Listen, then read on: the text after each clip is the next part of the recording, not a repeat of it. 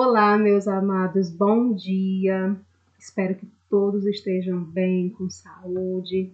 Vamos a mais uma aula do nosso estudo em casa. Hoje nós abordaremos um novo descritor, desenvolvendo uma nova habilidade, assim desenvolvendo conhecimento e aprender sempre, né? Vamos lá? Hoje é a atividade de número 8 do nosso estudo em casa, que traz como informação, como desenvolvimento, que é identificar as marcas linguísticas que evidenciam o locutor e o interlocutor de um texto. Muito bem, hoje nós vamos compreender, né, quem são esses elementos que também fazem parte de um texto. E vamos lá. Caro aluno, todos nós realizamos atos comunicativos do momento em que acordamos até a hora de voltarmos a dormir. Isso é verdade. E para isso, podemos utilizar a linguagem verbal escrita, falada, bem como a linguagem não verbal. Estes atos comunicativos geralmente envolvem um locutor. Pronto.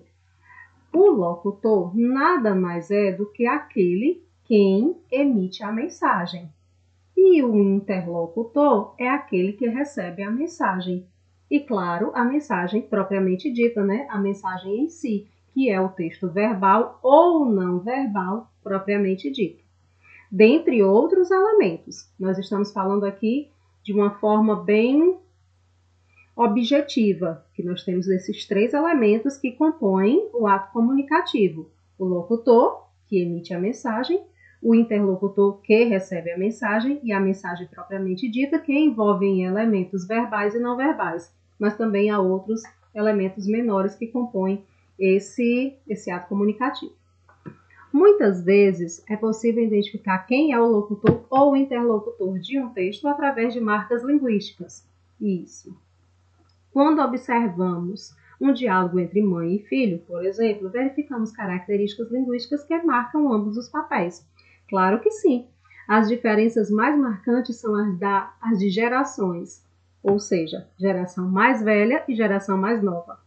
Pronto. Quando há um diálogo entre essas gerações, nós facilmente conseguimos identificar essas marcas linguísticas, ou seja, os mais velhos, né, pessoas de geração mais velha, elas utilizam palavras, ou seja, marcas linguísticas que se remetem, que se referem ao período em que elas viveram, o fato que estão contando, ou até mesmo a forma como que falam naturalmente. E uma geração mais nova, ou seja, vocês, não que eu seja tão velha, mas que vocês se enquadram bem mais a esse perfil de geração mais nova em relação ao uso de termos, de palavras que se referem exatamente ao momento em que vocês vivem, a essa geração mais nova. Está bem? Então, para ficar mais claro, vamos observar a questão. Essa questão, que é uma charge, traz uma charge para que nós possamos analisá-la, vocês vão responder a pergunta.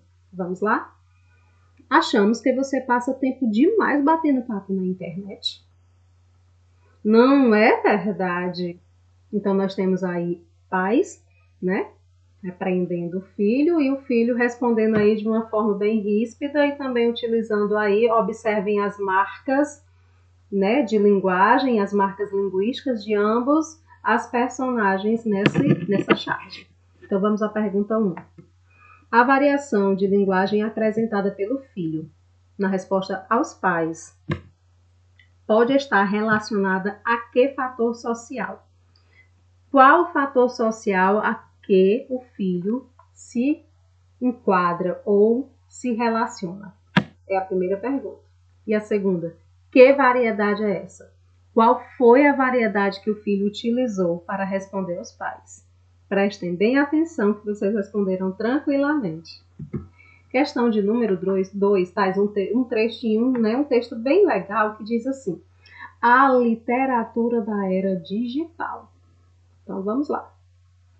A internet tem sido um veículo de extrema importância para a divulgação dos escritores das novas gerações, assim como dos autores de épocas em que os únicos meios de acesso à leitura eram o livro e os jornais. Hoje, com todo o advento da tecnologia, Os leitores de diversas faixas etárias e de qualquer parte do mundo podem acessar e fazer o download gratuito de uma infinidade de livros. Isso é verdade, meus amores.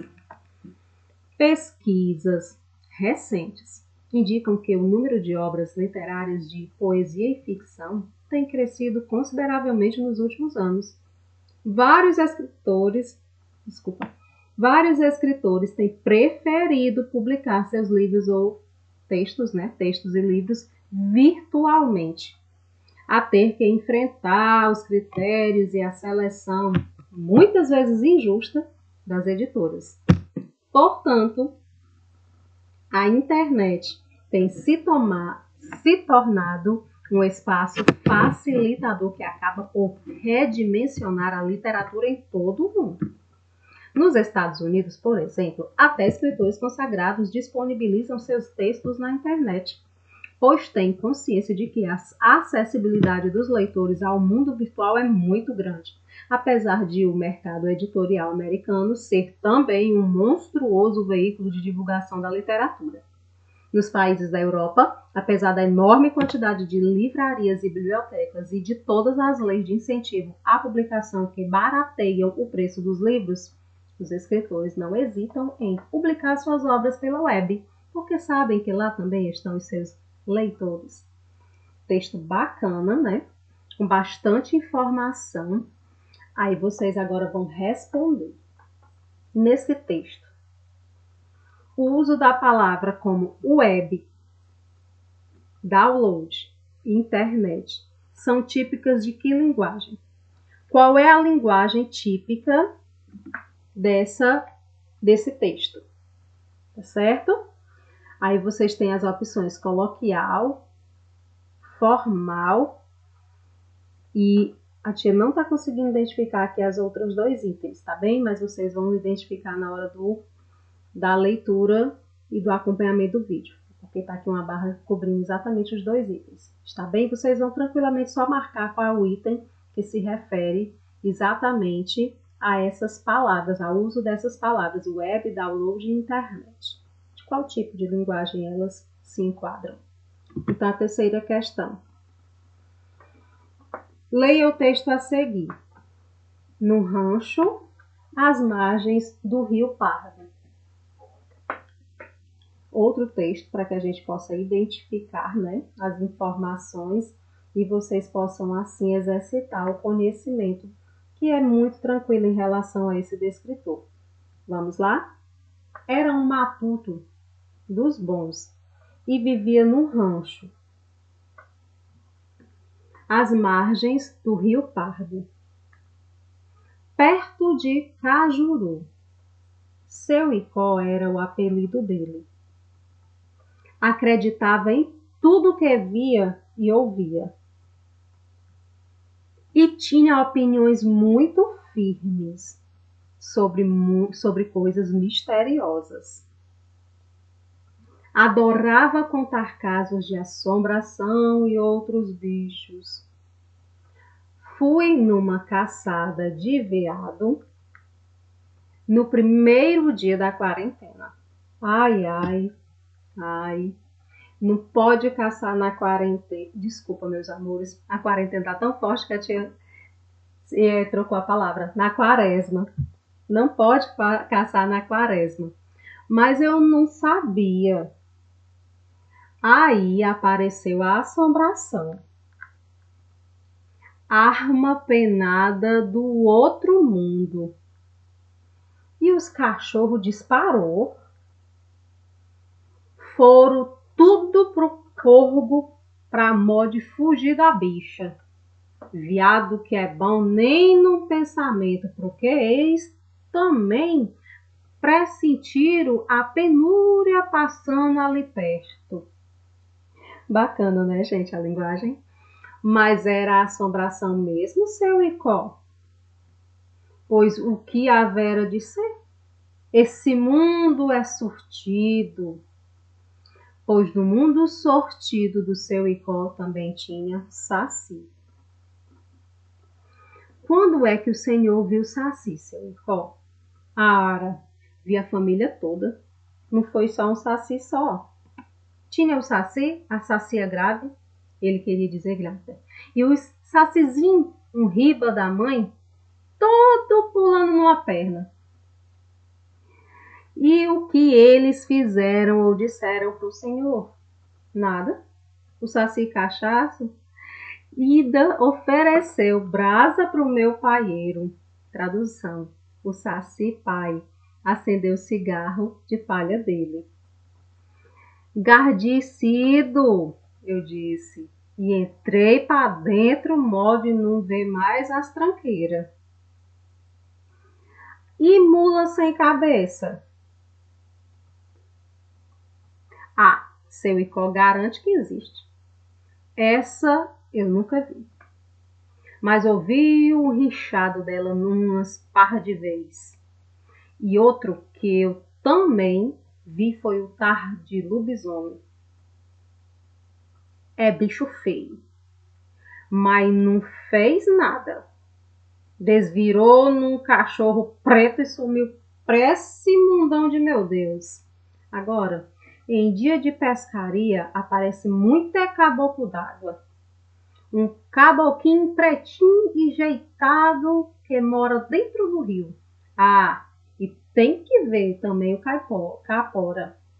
Grandão aqui nem ele só, com um corpo peludo, bicho feio. É o curupira. Vixe Maria, é feio demais. Tem pé virado para trás. E com tudo isso, o Senhor ainda me arrisca a ir para o meio do mato sem copo.